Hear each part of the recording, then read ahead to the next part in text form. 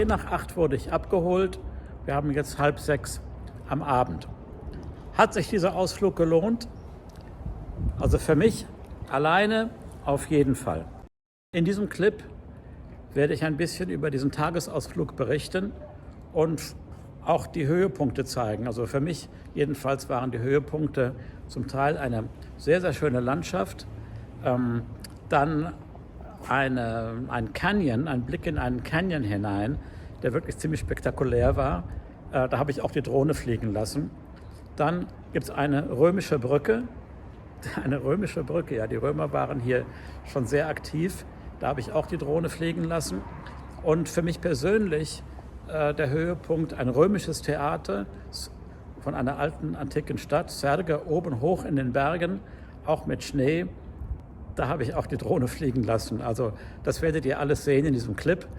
Bleibt dran und wenn euch der Clip gefällt, dann gebt doch einen Daumen hoch da unten unter dem Bildschirm, den Daumen hoch drücken. Und wenn euch der ganze Kanal gefällt, dann wäre es natürlich schön, wenn ihr ihn abonnieren könntet, denn er zeigt ja nicht nur Drohnenaufnahmen oder Reiseziele, sondern eben auch Golfplatzberichte und ein bisschen was über Tesla. Naja, das ist halt die Kombination Golf und Tesla.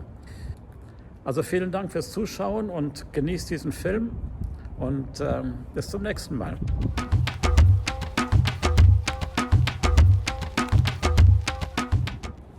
Na, es ist früh am Morgen hier in Belek in der Türkei.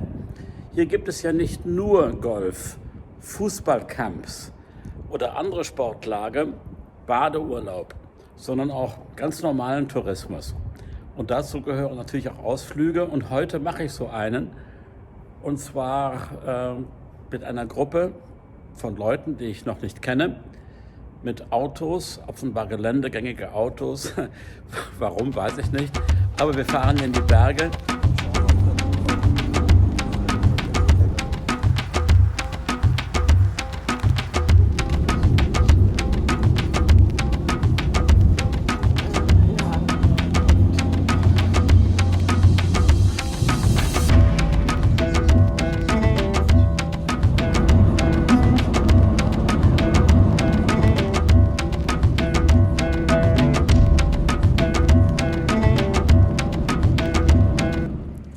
Ja, so nach 50 Minuten Gäste einsammeln und schon mal ein bisschen fahren, ist hier eine erste Toilettenpause, Sammelpunkt.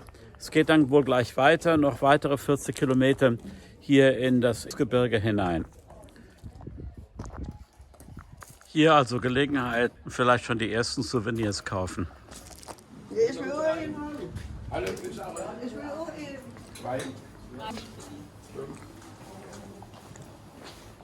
Der blaue Himmel täuscht. Es ist früh am Morgen, eigentlich noch ziemlich kalt. Und hier kommen jetzt doch ein paar Busse an. Mein Name ist Levent und ich erzähle mal ganz kurz, wie die Tour so abläuft heute, ja? Wir werden jetzt hier noch mit den Bussen noch so 47 Kilometer hier ins Landesende reinfahren, da kommen wir zu unserer Station. Und an unserer Station, wenn wir zum Beispiel mit den Autos zum Canyon fahren, wie gesagt, der Canyon wirklich sehr schön, aber da geht es 350 Meter geradeaus runter, also nicht dafür ein Selfie sterben oder so.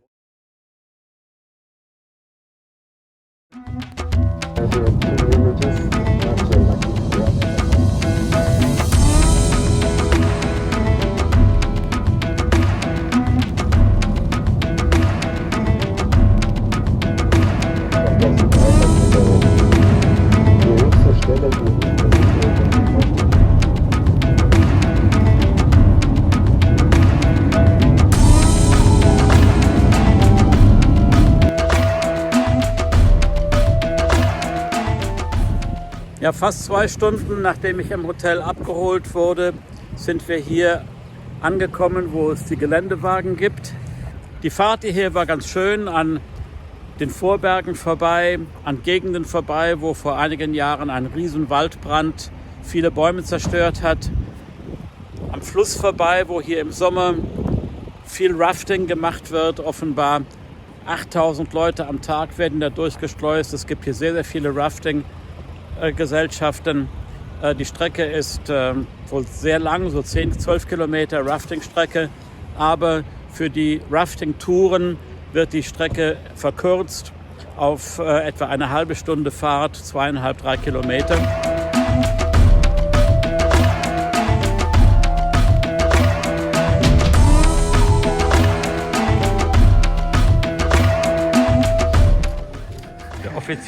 Der offizielle Fotograf.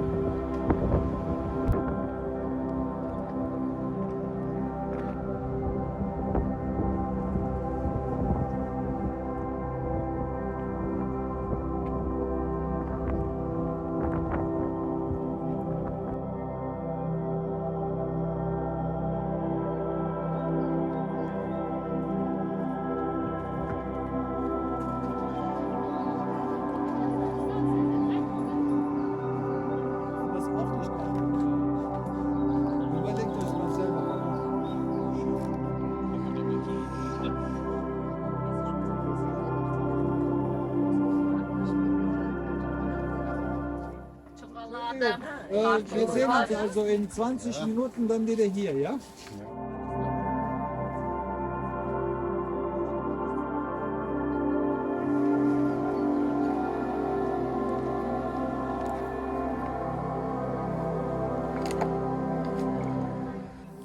Eine dünne und kühle Luft hier oben am Canyonrand, aber dafür wirklich eine sehr, sehr schöne Aussicht.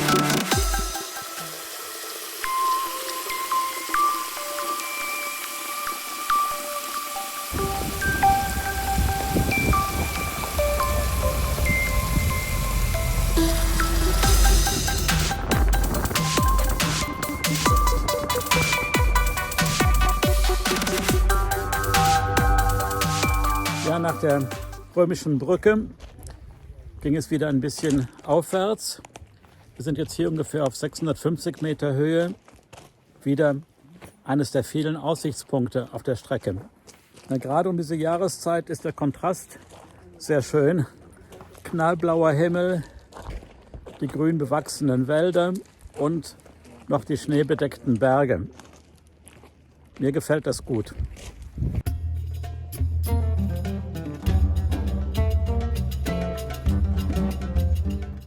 Unten im Tal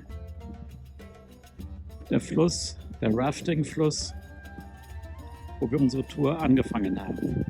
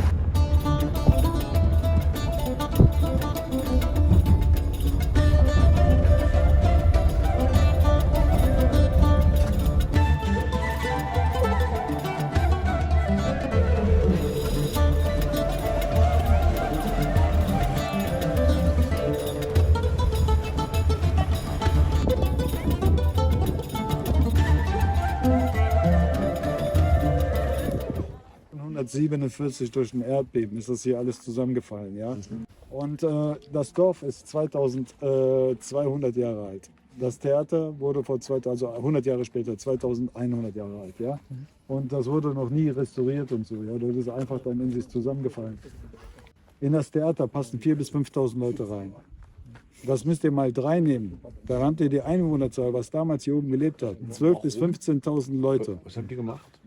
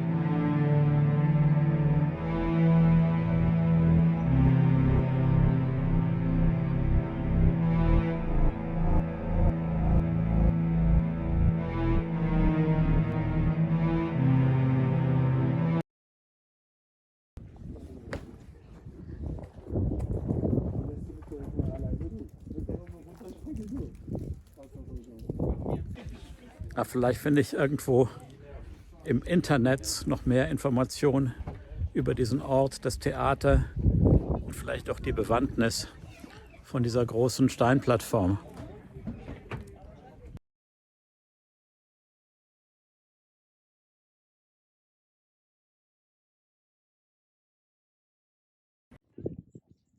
Ich vermag nicht zu erkennen, was diese Steinreihen hier vielleicht mal waren, aber hier im Detail mit dieser Linie sind sie wirklich mit Geschmack gebaut.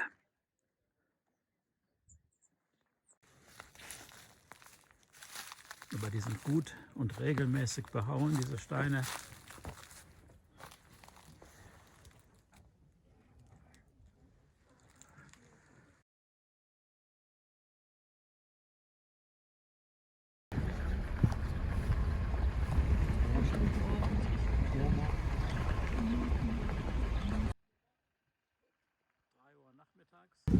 Drei Uhr nachmittags wieder am Ausgangspunkt der Jeepfahrt angekommen und jetzt gibt es hier Mittagessen.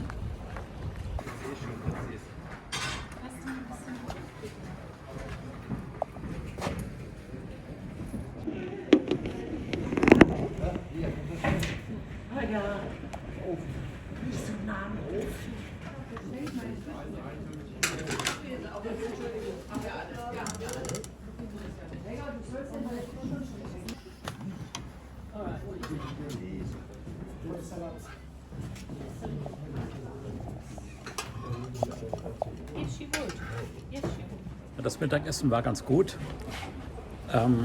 Das Schöne an diesem Ausflug ist, es gibt keine Verkaufsveranstaltung für Handtaschen, Lederwaren, Schmuck oder Teppiche.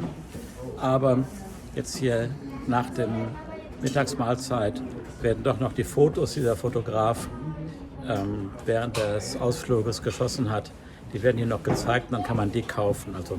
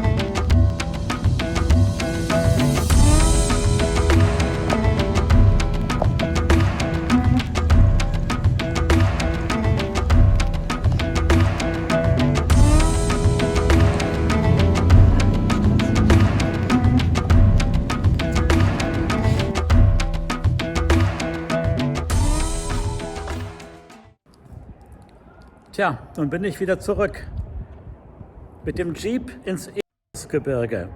Das war der Ausflug. Um 10 nach 8 wurde ich abgeholt. Wir haben jetzt 5:30 am Abend. Hat sich dieser Ausflug gelohnt? Also für mich auf jeden Fall. Denn ich habe Sachen gesehen, die ich alleine sonst so nicht gesehen hätte. Muss man einen Jeep haben dafür? Nein, muss man nicht. Man kann auch ein Auto mieten. Aber wenn ich alleine ein Auto gemietet hätte, dann hätte ich die schöne Landschaft gar nicht mitbekommen, weil ich andauernd hätte Auto fahren müssen. Aber ich fand es sehr, sehr interessant.